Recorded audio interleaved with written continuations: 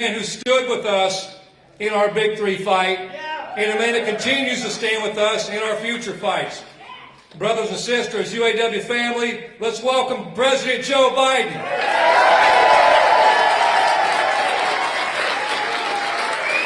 Thank you, thank you, thank you.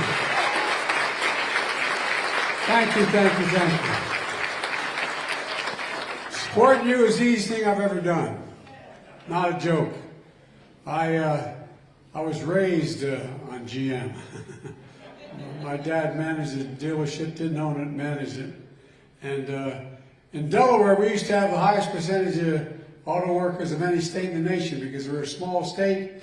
We have the largest GM facility and the largest Chrysler facility outside of Detroit.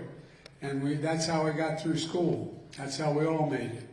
But look, folks, I'm going to be brief because I know you've been doing a lot of work here. First of all, thank you, thank you, thank you.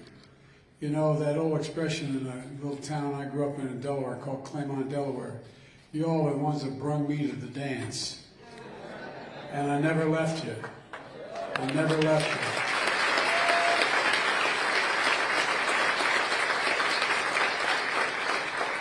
To me, it's a basic thing, and I mean this sincerely.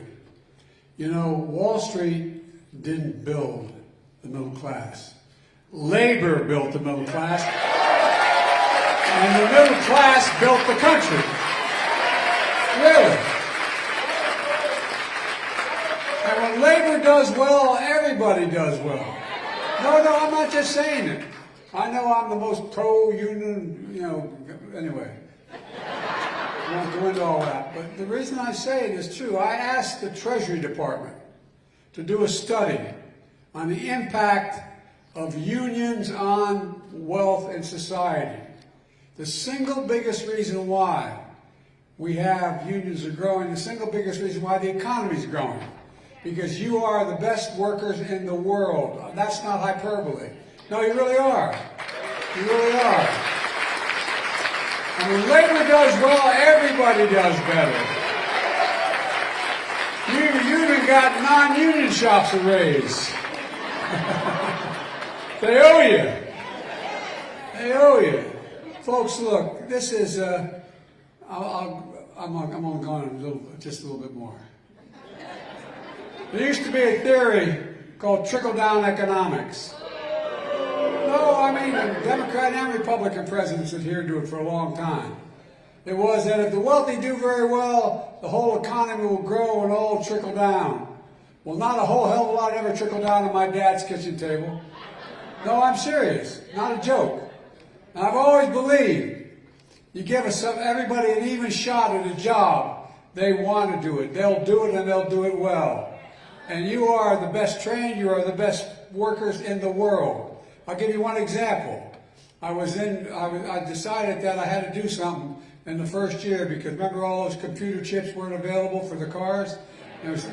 Well, I got in a plane and against the advice of many, including some of my own folks, I went to South Korea.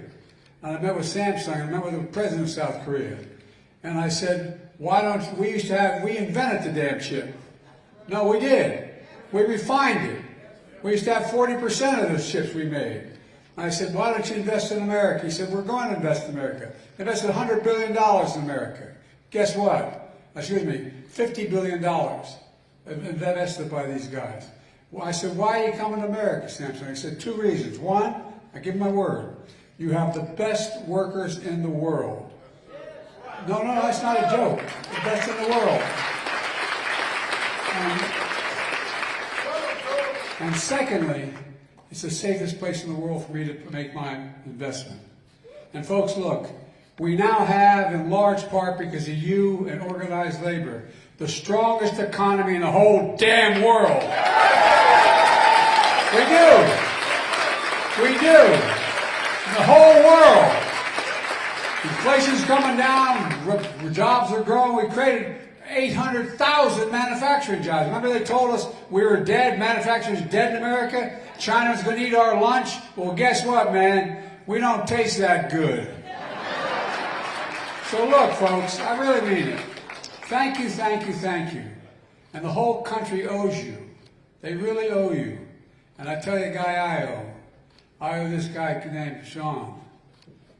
He stood up, he gets it. No. He gets it.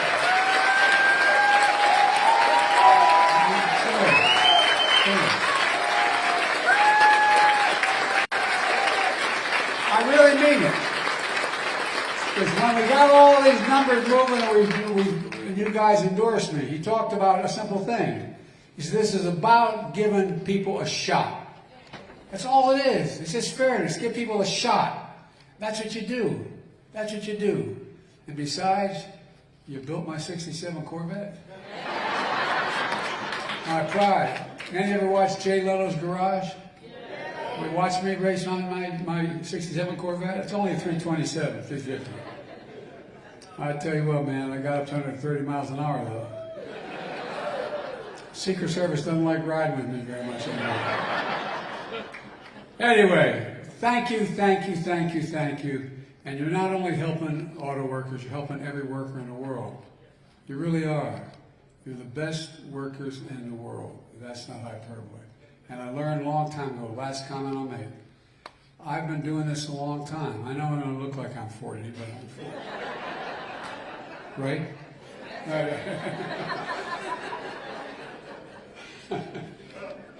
Anyway, 40 times 2. But the thing is that, you know,